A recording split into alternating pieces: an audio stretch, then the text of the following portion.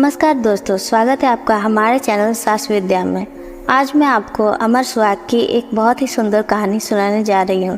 अगर आपको यह कहानी पसंद आए तो कमेंट बॉक्स में भगवान शिव और माँ पार्वती अवश्य लिखें। तो चलिए सुनते हैं यह कहानी। किसी गाँव में एक ब्राह्मण और ब्राह्मणी रहते थे। उनकी 5 बेटियाँ थी।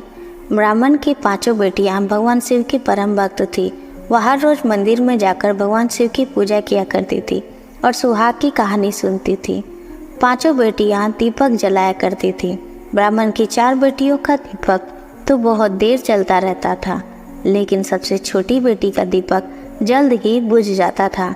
छोटी बेटी देखती तो समझ नहीं पाती कि ऐसा क्यों होता है कि सबका दीपक देर तक जलता है और मेरा दीपक जल्दी बुझ जाता है। तब छोटी बेटी मंदिर से घर आती है और अपनी माँ से कहती है, माँ, सबका दीपक देर तक जलता है और मेरा दीपक जल्दी बुझ जाता है, ऐसा क्यों होता है?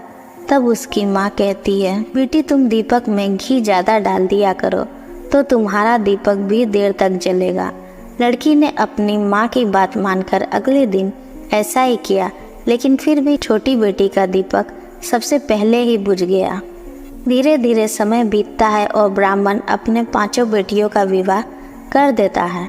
ब्राह्मण की 4 बेटियों का घर तो बहुत संपन्न था, उन्हें किसी प्रकार की कोई कमी नहीं थी, लेकिन छोटी बेटी का घर कमज़ोर था, वह बहुत गरीब थी। छोटी बेटी का पति रोज काम कर आता था और पैसे रोज खत्म हो जाते।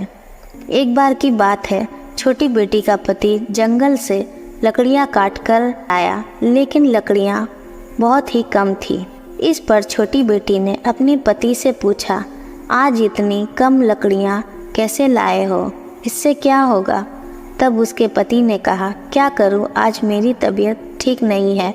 तब उसकी पत्नी ने कहा, कोई बात नहीं। दूसरे दिन उसका पति फिर लकड़ी काटने जंगल जाने लगा तो उसकी पत्नी ने कहा, आपकी तबीयत ठीक नहीं है, इसलिए आज मैं भी आपके साथ जंगल में चलूँगी।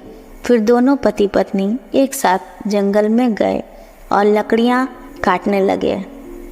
अभी थोड़ी सी ही लकड़ी कटी थी कि अचानक उसके पति की तबीयत खराब होने लगी और वह बेहोश होकर ज़मीन पर गिर गया। जंगल में दूर दूर तक कोई भी नहीं था जो उसकी मदद कर सके। अब वह अपने पति के पास बैठकर रोने लगी और कहने लगी कि हे भगवान, मैंने ऐसा कौन सा पाप किया था जिसकी मुझे यह सज़ा मिल रही है कि मेरे पति उठ भी नहीं रहे हैं। तभी वहाँ भगवान शिव और माँ पार्वती प्रकट हो जाते हैं। माँ पार्वती भगवान शिव से कहती हैं कि प्रभु, हमें इनकी मदद करनी चाहिए, ये बेचारी बहुत रो रही है, मुझे इसे देखकर बहुत दया आ रही है। माँ पार्वती की बात सुनकर भगवान शिव और माँ पार्वती उस लड़की के पास पहुँचे। उससे कहा, बेटी, तुम क्यों रो रही हो? तब उसने कहा, मेरे पति की तबीयत खराब है और वह बेहोश होकर गिर पड़े हैं। तब भगवान शिव ने कहा, बेटी, अपने पति को घर ले जाओ, तुम्हारा पति तो मर गया है। तो वह लड़की बोली कि मैं अपने पति के बिना घर नहीं जाऊंगी और वह जोर जोर से रोने लगी। उसे रोता देख भगवान शिव को उस पर दया आ गई और उन्होंने कहा, अरे बेटी, तुम तो वही हो जिसका दिया बुझ जाता था। तब लड़की ने कहा, हाँ, मैं वही हूँ। तब भगवान शिव ने कहा, बेटी, तुम दीपक तो लगाती थी पर कभी भी सुहाग की कहानी नहीं सुनती थी, इसी कारण यह सब हो रहा है।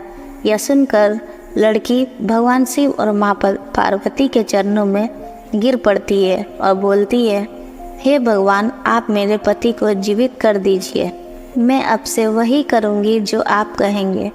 तब माँ पार्वती ने भगवान शिव से कहा कि हे प्रभु, इसके पति को जीवन दान दे दीजिए। फिर भगवान शिव ने उसके पति के ऊपर अमृत के छींटे दिए तो उसका पति उठकर खड़ा हो गया। फिर भगवान शिव और माँ पार्वती उन्हें आशीर्वाद देकर वहाँ से अंतर्ध्यान हो गए। उसके पति ने अपनी पत्नी से कहा, मुझे आज बहुत नींद आई। तब पत्नी बोली कि ऐसी नींद तो किसी दुश्मन को भी ना आए, आप घर चलिए। फिर दोनों पति पत्नी घर वापस आ गए। घर आने के बाद ब्राह्मण की बेटी ने अमर सुहाग की कहानी सुनी और उसका उद्यापन किया। उसने 5 सुहागिनों को न्योता दिया और उन्हें खाना खिलाकर सारी सुहाग की वस्तुएं उन्हें भेंट दी। एक दीपक में घी डालकर भगवान शिव के आगे ज्योत लगा दी और भगवान शिव से प्रार्थना की, मुझ पर और मेरे पति पर अपनी कृपा सदा बनाए रखना। हे माँ पार्वती, मेरे सुहाग को अमर रखना। इस तरह से भगवान शिव और माँ पार्वती की कृपा से अब वह अपने पति के साथ खुशी खुशी रहने लगी।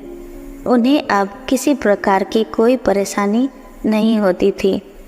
तो हे भगवान शिव और माँ पार्वती, आपने जैसे ब्राह्मण की बेटी को अमर सुहाग दिया, वैसे ही सभी सुहागनों का सुहाग अमर बनाए रखना।